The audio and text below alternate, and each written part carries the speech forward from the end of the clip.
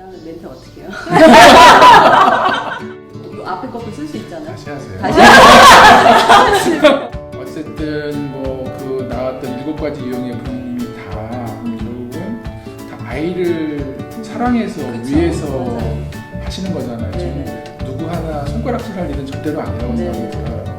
근데 그럼에도 불구하고 우리가 좀 생각해 볼 거리가 있는 것 같은데 그게 뭘지 한번 저희가 대화를 하면서 좀 풀어나갔으면 네. 좋겠어요. 그러니까 아이가 선택한 놀이가 아니라 제가 알려주고 제가 주도하는 놀이인 거예요. 그래서 근데 그게 제가 잘하고 있다고 생각했었거든요. 근데 그건 진짜 놀이가 아니라는 거를 이 영상 보고 알 수 있었어요. 그래서 애랑 놀다 보면 애가 엄마라고 했는데 선생님 이렇게 있어요. 진짜 저도. 맞아.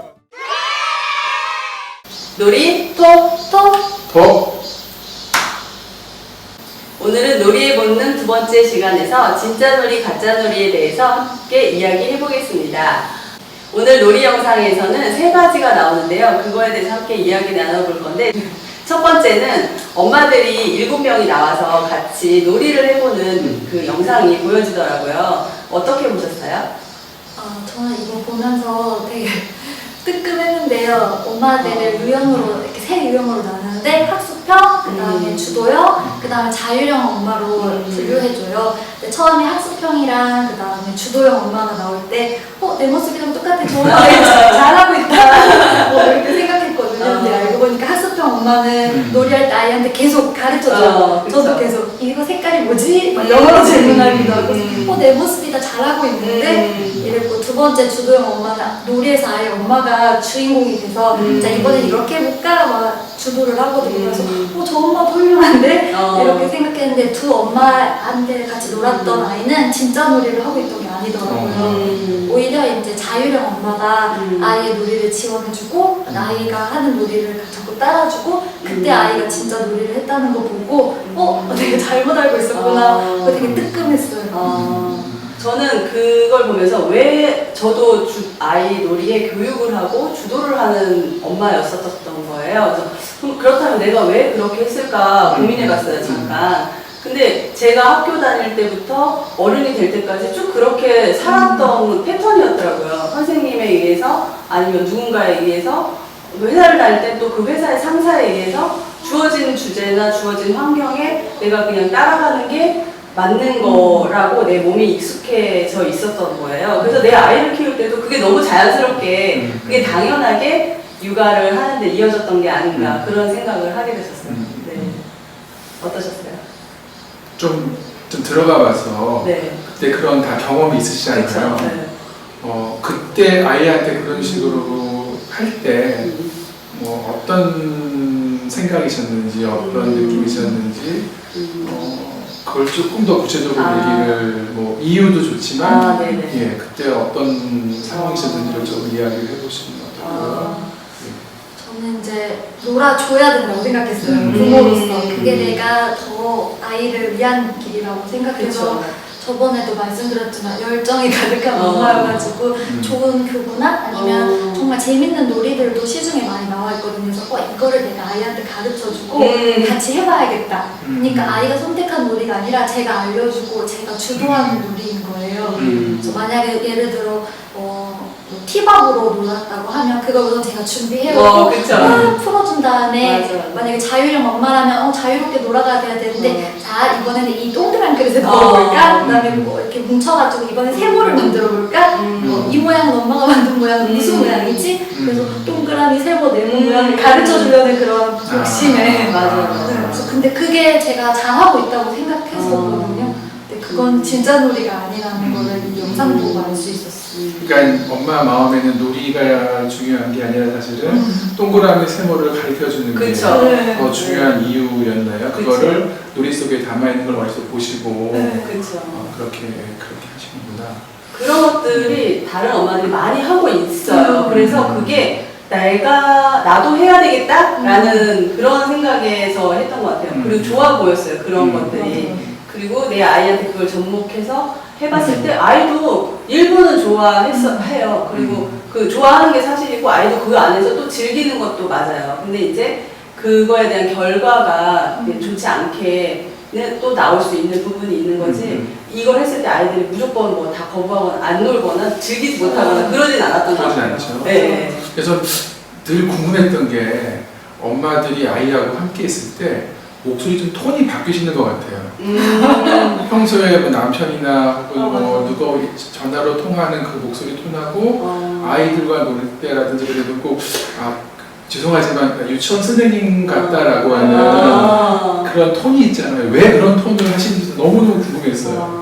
물어보고 싶었는데 왜 갑자기 톤이 바뀌어서 너무 뜨끔했어요. 약간 버스 옛날에 안내양 뭐처럼 이렇게 네네네. 좀 그 어디 뭐 박물관의 그 가이드 같은 그런 목소리로 왜 뜨끔하셨어요? 제가 너무 그래가지고 왜 그러시는 거야? 나 너무 궁금했었는데 왜 톤이 바뀌는지. 아마 뭐 놀이를 하면서 제가 가르쳐주고 싶은 얘가 가져갔으면 하는 부분이 제 마음속에 항상 있었던 것 같아요. 근데 이거를 제가 막 투명스럽게 알려줄 순 없잖아요. 그래서 최대한 친절하게 그리고 아이가 느끼기에 최대한 엄마가 굉장히 친절하네, 엄마가 잘해주네 뭐 이런 느낌이어서 딱 거기 선생님이 딱 빙의해가지고 자 오늘은 다른 목소리. 그래서 애가 놀다 보면 애가 엄마라고 했는데 선생님 그럴 때 있어요. 진짜 저도. 맞아. 자, 아이도 착각을 한 거예요. 엄마랑 있는데 선생님하고 있는 것처럼 익숙하게 선생님 뭐 해주세요 이렇게. 참 너무 그 좋은 지적이신 것 같아요. 애들이 갑자기 엄마가 아니라 선생님으로 부르는 제가 저는 약간 그 말이 약간 좀 어떨까요? 어떠세요? 저 그 말을 들을 때 약간 좀 슬픈 말도 요즘에 흔히 말하는 오픈하는 네 맞아요. 저랑 같이 여기 계신 것 같은데 좀 그런 생각이 좀 들었어요. 네, 엄마로서 있잖아요. 그 따뜻한 엄마의 품, 뭐 나십대 괴로움 옛날 노래지만 그게 아니라 어느 순간 예전에 어느 영상에서 그런 비슷한 얘기가 있었던 것 같은데 학부모하고 부모의 차이에 대해서 얘기했던 그런 어떤 그 방송사에 다큐도 있었던 것 같아요. 이는 부모가 아니라 자꾸 학부모라고 하는 자꾸 뭔가를 가르쳐야 되고 그런 것에 너무 이 부담과 스트레스 상황 속에 있는 건 아닐까라고 하는 그래서 그 말이 저는 참 우프게 좀 들렸던 것 같아요. 또 다른 거 이 얘기에 대해서 하고 싶은 게 없었어요? 오늘 재발견인 것 같아요. 어떤 거 저희 재발견하셨어요? 아이들이 제일 좋아하는 놀이가 선생님 놀이거든요. 아. 근데 제가 직업이 선생님이지만 난 절대 집에서 교사처럼 안 했는데 애들이 왜 이렇게 저렇게 선생님 놀이 많이 하지? 그리고 가끔 그만하고 다른 놀이 하고 싶은데 엄마 오늘 어린이집 놀이 할 건데 난 선생님이고 엄마 원장 선생님이야. 그러면 엄마 집에서 선생님 하고 싶지 않아요. 근데 아이가 제가 막 재밌게 놀아주려고 노력할 때 근데 제 목소리를 따라했던 것 같아요. 근데 꼭 그렇게 생각하지 마시고 그렇죠. 맞아요. 또 자녀가 부모님을 존경해서 마치 그걸 이제 물려받는 그런 자녀들도 있는 것처럼 그렇죠. 좋게 생각도 하시는 것 그렇죠. 같아요. 들으면서 제가 한 가지 생각난 게 뭐냐면 어쨌든 뭐 그 나왔던 7가지 유형의 부모님이 다 결국은 다 아이를 사랑해서 그렇죠. 위해서 맞아요. 하시는 거잖아요. 저는 누구 하나 손가락질할 일은 절대로 아니라고 생각이 들어요. 근데 그럼에도 불구하고 우리가 좀 생각해 볼 거리가 있는 것 같은데 그게 뭘지 한번 저희가 대화를 하면서 좀 풀어나갔으면 좋겠어요. 그 엄마들 중에 이제 또 자유놀이를 잘하는 엄마도 나와요. 거기서 그 위험한 도구나 그런 장난감이나 생활 도구 그런 것들을 허용하는 엄마도 나오거든요. 저는 거기서 조금 이렇게 해도 되는구나라는 거를 깨달았어요. 예전에는 솔직히 키울 때 위험한 거는 집에 다 꽁꽁 숨겨놓고 그리고 허용하는 범위도 좁고 그랬었어요. 근데 그 엄마가 하는 그 영상을 보면서 아이가 아이를 믿고 옆에서 엄마가 다 지켜보면서 위험한 상황에 엄마가 약간은 개입도 하면서 놀이를 이어갈 수 있구나라는 거를 깨달았어요. 그래서 최근에 저희 집에서 제가 마늘을 이렇게 다듬는데 이걸 이만큼을 제가 다듬을 하니까 너무 힘든 거예요. 그래서 이걸 아이들한테 한번 시켜보자 해서 과도를 하나씩 줬어요. 근데 저희 남편이 옆에서 보고 깜짝 놀라는 거예요. 제가 평상시에 그렇게 안 하는데 아이들한테 칼을 주는 모습을 보고 아니 이제 할 수 있을 것 같아. 그래서 남편이 옆에 있고 근데 저도 물론 옆에서 잠깐 봤지만 남편의 주도하에 아이들이 그걸 하는데 아이들이 어른들은 보통 이렇게 한다면 아이들은 자기가 스스로 안전한 방법을 찾더라고요. 그래서 바닥에 뭐 마늘을 이렇게 놓고 이렇게 자른다던가 그래서 안전하게 잘하는 모습을 보고 남편이 아이들이 잘하는구나라는 걸 깨닫더라고요. 저도 물론 깨달았고 그래서 아이들한테 이런 것들을 좀 허용해줘야 되겠다. 제가 적용을 해봤죠. 생활에서. 네.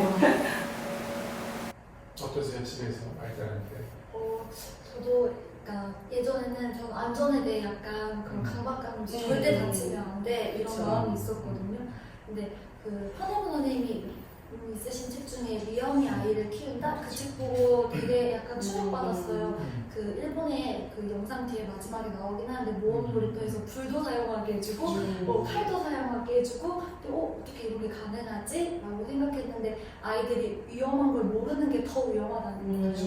그래서 저도 이제 좀 허용하면서 특히 제가 저희 집 이렇게 거실에 보면 중간에 소파가 있거든요. 근데 아이들이 너무 넘어가고 싶어해요. 올라가서 뛰어내려가고 싶어하고 근데 예전에는 절대 올라가면 안 돼. 그렇죠. 위험한 다치니까. 특히 둘째는 3살이어가지고 아직은 아기거든요. 근데 그 책 보고 그다음에 이거 놀이에 대해 공부하면서 한번 해봐. 대신 다칠 수 있으니까 대신 그 소파 뒤에다 제가 두툼한 이불을 깔아줬어요.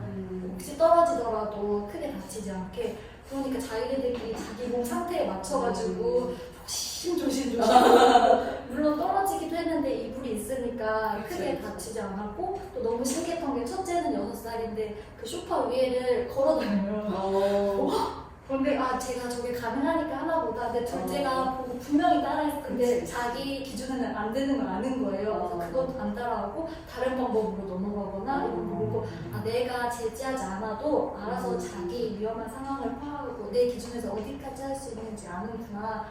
그런 걸 많이 느꼈어요.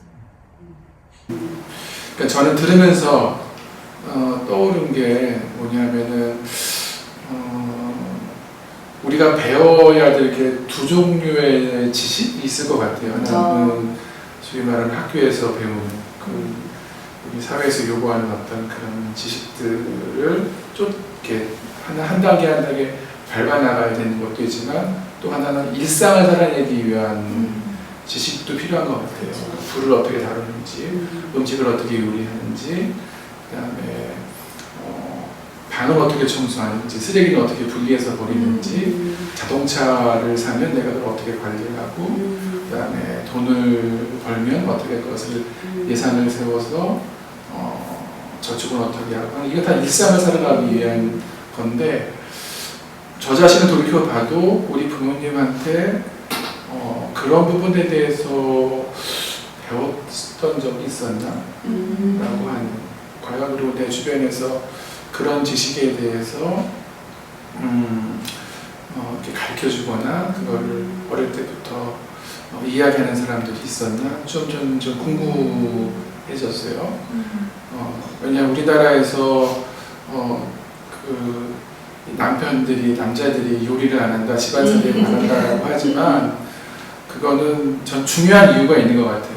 왜냐하면 저는 이제 외국에서 잠깐 몇 년 생활을 하면서 외국인 친구 집에를 거의 한 1년 정도 매주 주말에 가서 이제 결혼한 가정에 가서 사는 모습을 좀 지켜본 적이 있었는데 제가 아주 인상 깊었던 게 뭐냐면 집이 주차장이 있고 이런 그런 우리가 다른 게 아니라 밥 먹고 빨래하고 하는 그런 모든 집안의 일들을 아이들이 다 나눠서 하더라고요. 저녁을 차리면 남편, 아이들이 다 자기 맡은 역할이 있어요. 아주 간단하기가 아니면 숟가락을 세팅한다든지 접시를 놓는다든지 그다음에 빨래 같은 경우는 다 아이들이 다 하더라고요. 자기 빨래. 그리고 그거에 대해서 용돈을 받는다든지 그런 것처럼 어릴 때부터 그런 삶에 대한 그러니까 일상생활을 유지하기 위한 교육들을 해요. 그래서 어느 순간이 되면 그런 연장선상에서 당연히 요리하는 법을 배우고 왜냐면 그걸 안 하면 미국 같은 경우는 이제 18세 이상 되면 부모님한테 그 의지하는 걸 부끄럽게 여기는 문화가 있더라고요. 근데 그거는 서양이어서 미국이어서가 아니라 사실 우리는 결혼하고도 AS가 너무 많이 들어가는데 전 그게 당연한 건 절대로 아니라고 생각해요. 문화라고 하는 거는 문화지 이게 진리나 절대적인 그런 원칙은 아니잖아요. 문화는 상황에 따라서 바뀔 수 있는 건데 아까 말로 돌아가면 왜 우리나라에 있는 남자들이 이렇게 요리하는 거를 어려워하고 요구하는 걸 힘드냐? 왜냐하면 자라는 과정 중에 그런 거에 참여해본 경험이 거의 없죠. 안 그런가요? 그 다음에 요즘 대부분의 사람들이 더 과거에보다 더 요즘 그 시간이 지날수록 그런 일상생활에 참여해본 경험들이 더 적어지는 것 같아요. 맞아요. 그러니까 그런 사실 우리가 일상생활을 살아가기 위해서 뭐 요리한다든지 할 때 위험한 걸 막 물건을 든다든지 옮기다든지 다 이게 위험 요소들을 다 내재하고 있는 거잖아요. 공부라고 하는 건 위험할 게 없잖아요. 앉아가지고. 맞아요. 그래서 어떻게 말하면 우리 사회가 이 직업을 갖고 학교를 시작하는 이쪽에 너무 이 공부에 소위 말하는 경도가 돼 있어서 그 삶의 어떤 일상생활을 유지하는 능력을 배양하는 부분에 취약한 부분이 그런 어떤 위험이라고 하는 것에 대해서 참 무능력한 그 다들 말하면 일상생활을 유지하는 그 능력에 대해서 무능력한 그런 일들이 벌어지지 않을까라는 생각이 들어요. 그래서 너무 우습게 놀이터에서 아이들이 골절을 많이 당해요. 맞아요. 왜냐하면은 아이들이 어릴 때 많이 이게 보면은 저도 어릴 때 높은 데서 뛰어내리는 그런 놀이를 되게 많이 했어요. 막 계단이 예전에는 집이 좀 지대가 높은 데 있으면 10개 막 이렇게 되는 계단이 있으면 형들하고 같이 3개에서부터 뛰어내리고 막 왜 그랬는지 근데 그 나중에 알고 보니까 그렇게 많이 뛰면 이 골밀도가 높아져서 맞아요. 뼈가 단단해진대요. 근데 요즘 아이들은 엄마들이 높은 데서 뛰는 거를 어떻게 하나요? 그러니까 그 아이들이 뛰는 건 본능적으로 누가 가르쳐주지 않아도 나의 골밀도를 높이기 위해서 그냥 우리 내재되는 건 분성적으로 하는 건데 그걸 못하니까 놀이터에서 놀다가 아이들이 다치는 경우들이 꽤 많아요. 그리고 골절도 되게 많이 당하는 이유가 단지 요즘 아이들이 허약해져서 혹은 뭐 골다공증이 심해져서 그럼 나중에 말기설을 걸리는 거고 요즘 아이들이 그런 게 그게 뛰어내리는 그 경험들이 점점 줄어드는 우리 일상에서 그렇게 위험을 감수해보는 일상을 살아내는 그런 경험들이 점점 축소되고 있다고 하는 그런 모습이 결국 아이의 몸에도 그렇게 영향을 미치는 또 그렇게 되면 또 이제 의료비도 많이 나가고 힘들고 막 그러잖아요. 그래서 그런 말이 좀 길어져서 너무 힘든데 그 지식의 어떤 두 종류가 우리나라는 균형이 맞지 않아서 그런 거 아닐까. 어떻게 생각하세요? 제가 실제로 경험한 이야기인데 선생님의 긴 이야기를 제가 짧게 이제 요약을 하면 제 첫째가 돌 지나서 17개월에 첫 걸음을 뗐어요. 근데 막내는 셋째는 9개월에 걸음을 뗐어요. 그 차이는 제가 첫째 때 늘 조바심을 냈어요. 얘가 다치지 않게 하기 위해서 어느 곳을 가도 남편이 안거나 제가 안고 있거나 아기 때 그리고 집에서도 안고 있는 경우가 많았던 거예요. 제가 아이를 집에서조차도. 근데 셋째를 키우면서는 첫째 때 그 경험 때문에 제가 그때 스트레스를 많이 받았어요. 얘가 너무 안 걸으니까 병원도 가보고 의사한테 진료도 받아보고 혹시 뼈나 뭐 다른 데 이상이 있지는 않을까 해서 염려했던 마음이 너무 스트레스가 돼서 셋째는 놔놓자 얘를 좀 그래서 아기 때부터 신생아 때부터 얘를 좀 놔놨어요. 제가 마음도 놨지만 얘를 좀 놔놨어요. 그리고 잘 뒤집을 수 있게 뭐 이렇게 미끄러운 바닥 말고 매트에서는 양말도 좀 벗겨놓고 그리고 조금 이제 짚고 걸을 수 있을 때는 모든 데 보호막을 다 이렇게 다 하고 그리고 소파나 침대 이런 걸 다 없앴어요 집에서. 왜냐면 아이가 떨어져서 다칠 수 있는데 그런 환경을 조금 제가 눈여겨보지 못했을 때 다칠 수도 있잖아요 사실은. 그래서 그런 걸 다 없애고 아이가 마음껏 놀 수 있게 그냥 징글징글 할 수 있게 놔뒀더니 9개월에 첫 걸음을 떼더라고요. 그래서 다들 놀라시더라고요. 9개월에 애기가 어떻게 걸어? 거짓말이 하는데 정말 9개월에 걸었어요. 그래서 아이들을 조금 엄마가 옆에서 지켜보되 좀 놔주는 것도 그 선생님이 말씀하신 대로 아예 본능이거든요. 뒤집고 걷고 또 하는 것들이 자연스럽게 되어지는 게 아닌가라는 그런 생각이 났어요.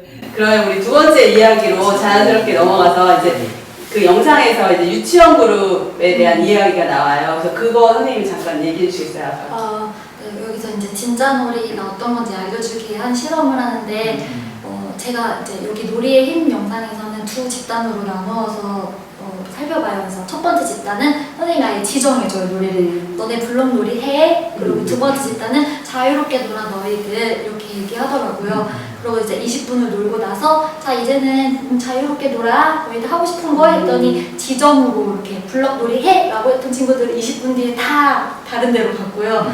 자기가 선택해서 자유롭게 선택해서 했던 블록놀이 했던 친구들은 20분이 지나도 계속 블록놀이를 하더라고요. 그래서 자기가 선택하고 그 다음에 자발적으로 참여한 놀이가 진짜 놀이기 때문에 애들이 저렇게 오랜 시간 놀 수 있구나 이렇게 생각했고요. 그다음에 좀 더 충격받았던 거는 이제 놀이의 반란 이전에 나왔던 EBS 다큐에서 또 이 똑같은 실험을 하는데 그때는 한 집단이 더 추가돼요. 그때는 얘들아 자유롭게 놀아. 다만 선생님은 블록놀이 하면 좋겠어 라고 지정은 안 했지만 권유를 해요. 그래서 저거 보고 저는 저거는 자유놀이겠구나, 저거는 진짜 놀이겠구나 라고 생각했는데 이 집단 아이들도 20분 뒤 자유롭게 놀자 그랬더니 선생님이 권유해서 한 거고 자기가 어떻게 보면 선택했다고 생각했는데 결국에는 다 블록놀이를 떠나서 다른 놀이를 하더라고요.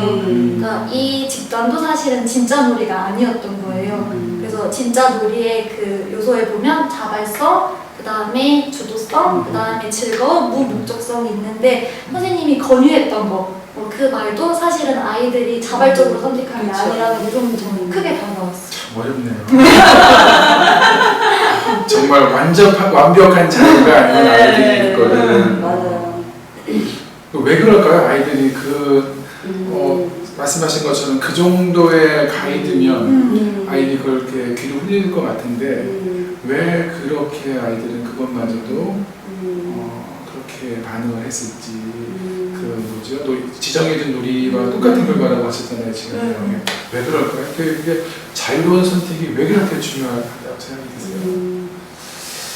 본인의 의지, 본인의 어떤 생각 그런 것들이 녹아나진 놀이에서만이 아이가 진짜 빠져서 흠뻑 빠져서 놀이를 이어가는 건가요?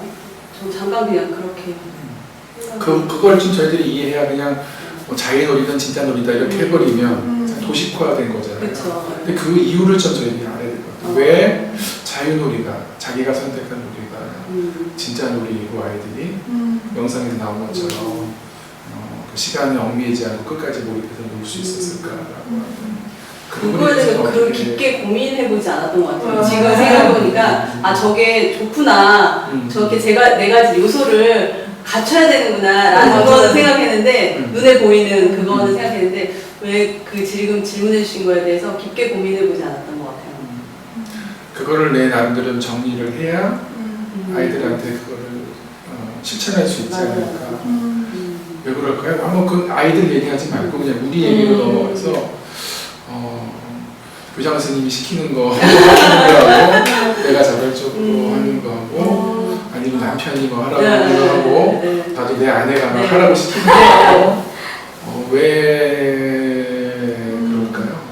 그 차이가 저는 뭘까요? 재밌어요. 제가 스스로 뭔가를 만들어내고 찾아서 뭔가 일을 했을 때 재미가 있어요. 그 일이. 네. 그래서 더 확장이 돼요. 그 일이. 근데 누군가 어떤 틀에 맞춰진 지시를 하거나 이걸 해 하면 그 틀 안에서는 최선을 다하려고 노력은 하지만 재미는 없어요.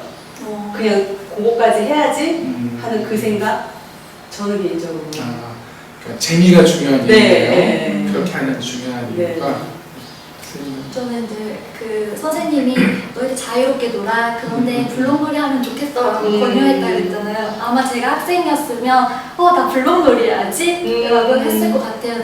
왜 그러냐면 블록놀이가 좋다기보다 선생님이 저렇게 조언해 주셨는데 내가 따르면 나는 그게 잘하는 거다. 칭찬받고 싶고 그게 모범생이라고 생각했기 때문에 저라면 아마 또 그런 선택을 했을 것 같은데 왜 진짜 놀이에 자유놀이를 포함시켜야 된다 이렇게 생각했냐면요.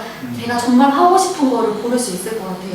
만약에 내가 정말 누가 권유하지 않아도 블록놀이를 좋아하는 거면 내가 선택했기 때문에 그리고 내가 좋아하기 때문에 선택했기 때문에 더 즐겁게 할 수 있을 것 같고 그리고 만약에 저라면 선생님이 권유해 주신 대로 했을 거라고 했잖아요. 근데 그게 아마 학습 때에서 나는 누군가 이렇게 하라고 했을 때 그 말을 들으면 내가 잘하고 있구나. 그래서 나의 선택보다 누가 권유해 줬을 때 이 말을 듣는 게 더 훌륭하구나 라고 제가 학습해왔기 때문에 그걸 선택하지 않았을까 이런 생각이 또 들었어요. 그러니까 내가 발견한 것에 대해서 재미를 느끼고 그다음에 뭐 의미를 찾고 또 뭐라고 했지 않죠? 좋아한다라고 하는 그것이냐 아니면 누가 지정해준 것에 대해서 잘 수행한 것에 대한 보상이냐라고 하는 저는 이거에 대한 답이 될지는 모르겠지만 제가 최근에 읽은 어떤 책에서 그 아이들이 그 걷는 거 아까 말씀하신 그 걷는 거라든지 그다음에 이 언어를 자기 나라 모국어를 배우는 과정이 할 때 두 가지 조건이 충족이 돼야지 이게 근데 지난번에 이제 따로 만든 영상에 얘기했었잖아요. 그러니까 스스로 해야 되고 그다음에 재미있게 해야 된다고 하는 그러니까 뭐라고 할까 그런 과정 중에 그게 인간의 조절 능력이 키워진다고 하잖아요. 조절 능력이 뭐냐면 이제 전기업이 발전하는 건데 그게 이제 지난 시간에 우리가 말했던 그 3단계가 만들어지기 위한 중요한 토대를 만드는 건데 그러니까 어떻게 말하면 뇌가 발달해 나가는 과정에서 이 사람이 성장해 나가는 과정에서 그것이 막 자라야 되는 그런 어떤 내적인 내가 모르는 욕구들이 막 있는 건데 그것이 우리 몸 안에 내재되어 있는 어떤 그런 걸로 그 두 가지 조건 있잖아요. 스스로 하고 그다음에 재미있게 해야 내가 이 발달이 아이들이 약간 뛰어내리는 거와 마찬가지로 뛰어내리는 거와 마찬가지로 그렇게 해야 나의 그 뇌가 발달해서 이제 성인으로서의 삶을 살아나가는 것을 준비가 한다고 하는 것들을 그냥 본능적으로 아이들이 알기 때문에 누구의 지시를 받거나 누구의 그런 것들도 물론 중요하죠. 먼저 살아간 사람들의 경험을 배우는 것도 물론 중요하지만 그러나 그 많은 부분들을 본인들이 수행해 나가는 그 일들을 해야 자기의 내면화가 되는 거잖아요. 그러기 위해서는 그런 재미라든지 그다음에 아까 말한 스스로 한다든지 하는 그 두 가지 조건이 충족되기 위해서 누구의 지시를 받는 것이 아니라 자의놀이라고 하는 것이 그냥 몸이 그냥 따라가는 건 아닐까 그냥 이런 얘기를 들으면서요 시원하게 답은 안 될 것 같아요. 저는 이제 머리에 좀 이게 들으면서 읽었던 책이 좀 연결이 되면서 이게 그래서 그랬구나라고 이해가 되게 되는데 설명을 잘 못하겠어요. 잘하겠어요. 네, 몸으로 또 개인적으로 느끼는 것도 포함이 돼 있어서 네네 그런 것 같아요. 그러니까 그 말하면 이게 인간다운 모습이라고 말하는 게 저는 적절한 표현이겠네요. 그게 우리 다운 배우는 방식이라서 그게 자연스러워서 본능적으로 그걸 추구하는 건 아닐까. 그게 가장 이상적인 어떤 사람이 배워나가는 거다. 이번 영상에 놀이는 본능이다라는 그 주제하고도 연결이 되네요. 마지막으로 세 번째에서는 이제 세 나라를 소개하는데요. 독일, 그리고 일본, 그리고 영국에 대한 이야기가 나와요. 근데 저는 이 세 나라를 보면서 되게 흥미로우면서 제가 생각했던 건 제가 만약에 다시 태어난다거나 아니면 아이들을 데리고 이민을 갈 수 있는 선택권이 주어진다면 난 어느 나라에 갈까? 저는 좀 그런 재밌는 생각을 해봤어요. 이 영상을 보면서. 근데 제가 선택한 나라는 일본이었었어요. 거기서 막 아이들이 위험한 놀이도 하고 재밌는 놀이도 하고 다채롭게 노는 그런 놀이터가 있는 나라에 가보고 싶은 저는 개인적으로 그런 생각이 들었는데 혹시 다른 생각이나 아니면 다른 방법으로 접근을 해보신 생각이 있으신가요? 일본은 안 가시는 게 좋을 것 같아요. 왜냐하면 우리나라보다 더 심하게 입시가 심해서 그래서 20년 전인가 30년 전에 많은 아이들이 자살도 하고 맞아요. 그다음에 뭐 히키코모리니 그러니까 지금 우리나라 교육이 일본을 거의 답습하는 모습으로 알고 있거든요. 그래서 거기 가시면 더 힘드실 수 있으니까 그게 힘들어서 이제 부모님들이 20년 20년이가 30년 전에 그 한계를 보기 시작하고 일본은 히토리 교육인가요? 그래서 아이들에게 여유를 주고 스스로 발견하게 하는 그런 교육으로 바뀌고 그런 문화 속에서 나온 게 이제 제가 알기로는 모험놀이터라고 알고 있어요. 어쨌든 어떤 방법을 찾았네요. 놀이터. 예, 그렇지만 예, 그게 이제 우리나라보다는 좀 다르게 이렇게 확산되고 있지만 그러나 제가 듣기로는 그 아마노 스님 말씀으로는 우리나라 마찬가지로 이제 그 시키는 사람들은 또 이렇게 다 하고 그러니까 또 안 하는 사람들은 그렇게 하고 그러니까 유럽이나 그런 데처럼 좀 아예 교육 풍토 자체가 아이들에게 놀이를 우선시하고 그런 이제 독일 예가 우리 나오잖아요. 그런 문화라기보다는 시민사회에서 의식 있는 사람들이 하는 그런 부분이 있기 때문에 그게 사회 전반적인 모습이라고 보시기는 좀 어렵다. 그쪽으로 가지는 마시고 의미는 가지 마시고 태어나지는 마시고 그냥 모험도 들어가면 갔다 오세요. 네네네. 그래야 되겠네요. 선생님은 어떠셨어요? 저도 그 모험놀이터에서 너무 좋았던 게 그 모토가 자기 책임하에 자유롭게 놀다가 좀 되게 좋더라고요. 요즘에는 딱 무슨 일 생기고 만약에 어디 다쳤어 아이가 그러면 아이가 다친 거에 빨리 치료하고 이게 주 몰입이 돼야 되는데 이거 누구 책임일 거야? 이거 누가 책임질 거야? 놀이터 누가 이렇게 부실하게 해가지고 누가 책임질 거야?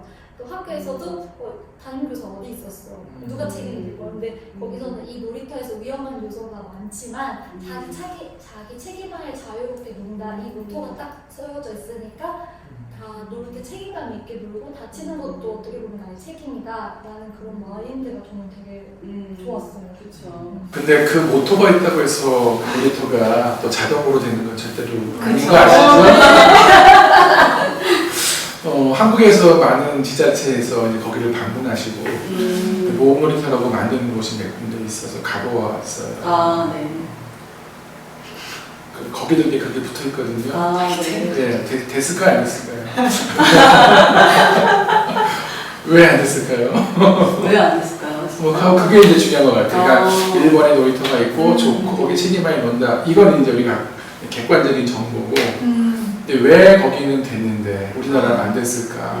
그게 이제 우리가 진짜 배워야 될 부분이라고 생각했어요. 왜 안 됐을까요?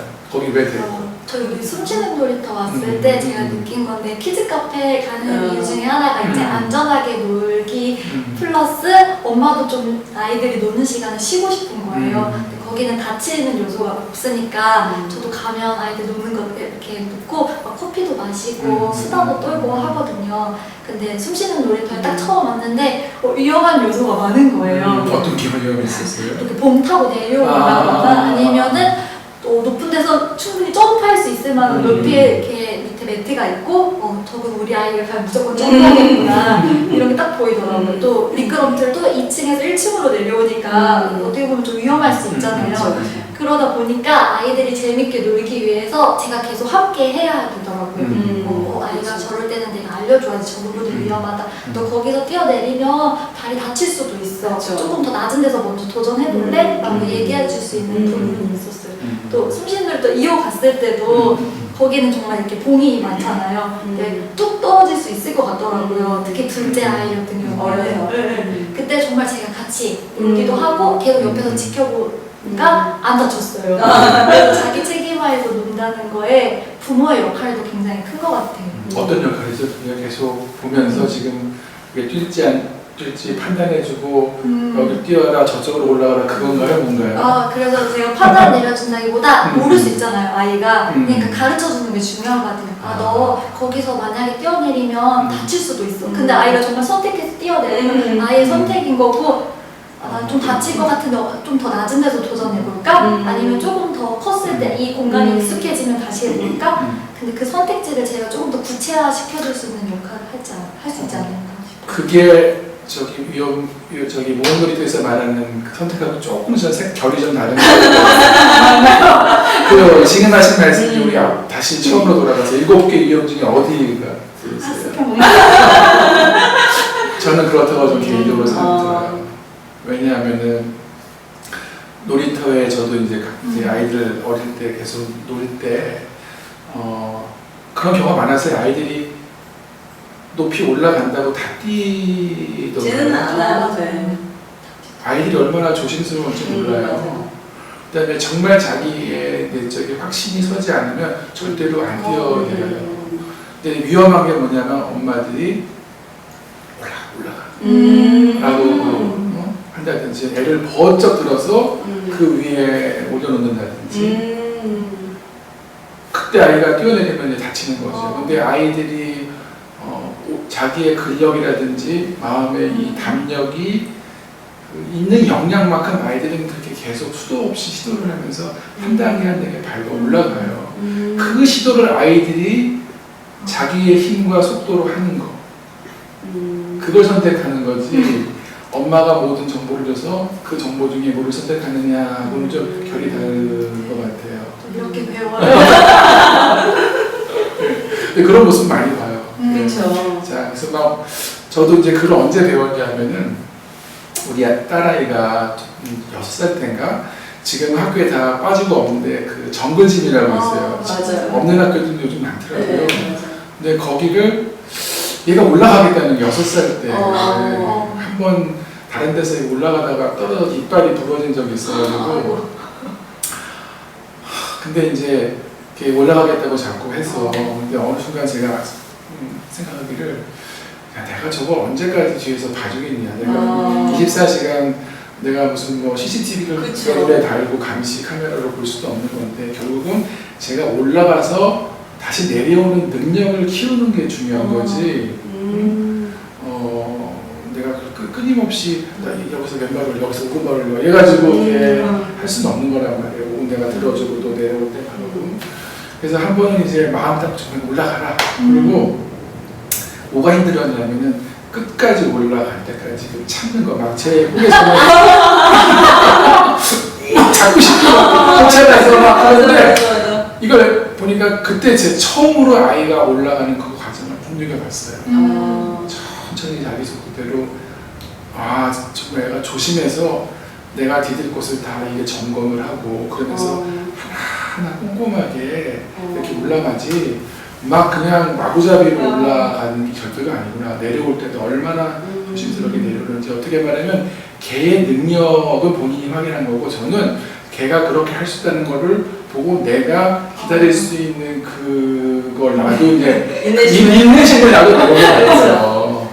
예, 그러니까 그렇게 지켜볼 수 있는 게 저는 그래서 오히려 아이를 번쩍 올려주는 게 더 쉬운 걸 나중에 알았어요.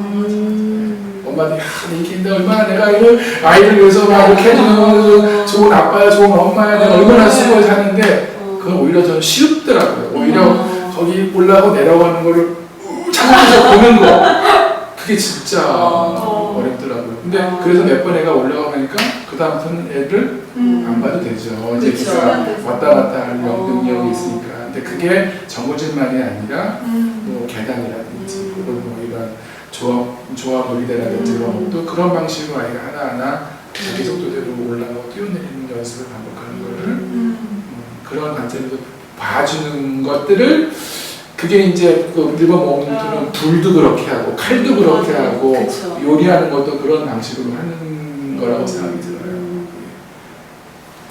그 얘기를 조금 이으면 제가 네네. 편혜면 선생님 페북에서 봤던 좀 약간 충격적인 사진이 있었는데 둘째 아이 남자아이가 그 만들어놓은 미끄럼틀에서 등을 쓸린 거예요. 그래서 등이 완전 많이 다친 거예요. 근데 부모의 입장이신 편혜면 선생님이 아이를 그 다친 아이의 그것을 이것도 아물고 시간이 지나면 나을 것이다 라는 그런 글을 쓰셨더라고요. 그러니까 다쳤어, 아파 이것만 볼 것이 아니라 아이는 그거를 통해 또 배웠고 이 상처도 나을 상처다 라고 이렇게 긍정적으로 바라보시는 그런 관점이 저한테 되게 좋았었어요. 그래서 아이가 다칠 수 있어요. 정글짐 올라가서 안 다치는 아이도 있지만 떨어져서 다리가 부러질 수도 있고 다칠 수도 있어요. 하지만 그것 또한 아이한테 겪어야 될 과정이고 그런 건가? 저는 또 근데 또 그렇다고 너의 책임이니까 다쳐도 네 책임이고 그런 건 아니죠. 그런 절대가 아니잖아요. 네. 당연히 아이가 우리가 볼 때 저거는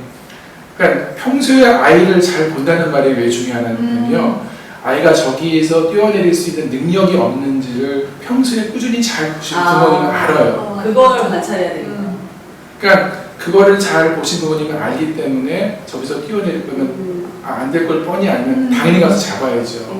너의 책임이니까 뛰어내려서 발목에 부러지는 경험도 좋은 경험이야 라고 그건 아니고. 절대로 아니라고 생각이 들고요. 그렇죠. 약간 오해할 수도 있고. 예, 그건 자기 책임만 본다고 해서 그런 무한 책임을 방임은 아이에게 아니고. 떠넘기는 것이 아니라 결국은 평소에 그 아이가 어떤 영향을 갖고 있는지 어디까지 할 수 있는지에 대해서 확인하는 과정을 내가 충분히 갖고 있어야죠. 그래야지 아이가 여기 뛰어내렸을 때 다치는지 안 다치는지를 알 수 있죠. 그쵸. 예. 그거하고 말씀하신 것처럼 너의 책임이니까 어떠세요? 이거 좀 그 구분을 조금 이해하시겠어요? 그 차이를. 네네네. 조금 오늘 토크를 통해서 조금 이제 알 것 같아요. 그리고 조금 더 생각해 볼 수 있는 계기가 됐던 것 같아요. 그리고 앞으로도 아이를 바라보면서 조금 계속 이거는 어떤 답이 딱 이렇게 정형화되는 게 아니라 계속 생각해보고 고민해보는 예. 그런 주제가 아닐까. 무슨 얘기 하셨어요? 많이 배웠다.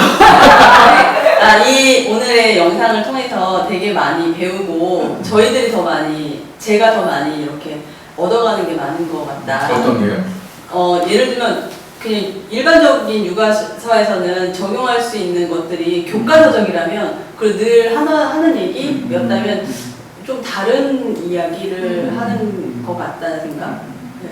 사실 좀 전에 나왔던 이야기가 진짜 우리가 했던 대화 같아요. 제가 드리기에는 그냥 영상에 대한 이야기를 서머리하고 그다음에 그거에 대한 느낌을 말하는 거는 그냥 우리들이 할 수 있는 이야기지만 이 시간에 정말 좀 담았으면 하고 또 진짜 배움이 일어나는 부분은 좀 전에 이야기했던 그런 부분이지 않을까. 어떻게 생각하세요? 학습형 잘하고 있다고.